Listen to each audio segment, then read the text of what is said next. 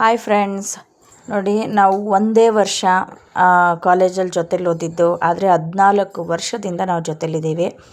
ಎಷ್ಟು ಬಾಂಡಿಂಗ್ ಇರುತ್ತಲ್ವ ಒಂದು ಫ್ರೆಂಡ್ಶಿಪ್ ಅಂತ ಅಂದರೆ.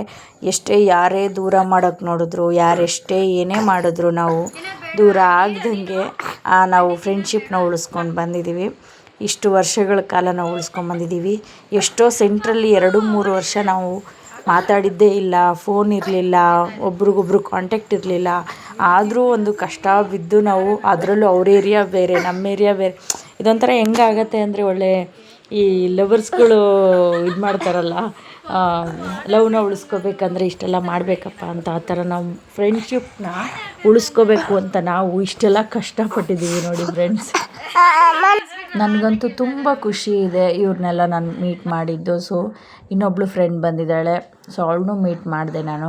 ತುಂಬ ಖುಷಿ ಆಯಿತು ಎಲ್ಲರನ್ನೂ ಮೀಟ್ ಮಾಡಿದ್ದು. ಹಾಗೆ ನನ್ನ ಫ್ರೆಂಡ್ಗೆ ಮಗು ಆಗಿತ್ತು, ಹಂಗಾಗಿ ನೋಡ್ಕೊಂಬರೋಕ್ಕೆ ಅಂತ ನಾವಿಬ್ಬರು ಬಂದಿದ್ದಾರೆ ನಿನ್ನ ನೋಡೋದಕ್ಕೆ.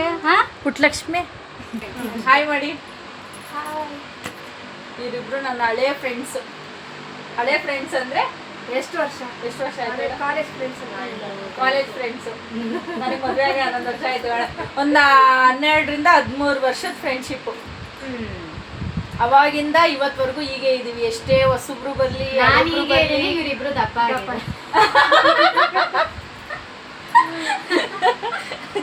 ನಾನು ಫೋಟೋಸ್ ಬೇಕಾದ್ರೆ ನಿಮ್ಗೆ ಸೆಂಡ್ ಮಾಡ್ತೀನಿ. ನಾನು ಹೀಗೆ ಇದ್ದೀನಿ, ಇವ್ರು ಮಾತ್ರ ಚೇಂಜಸ್.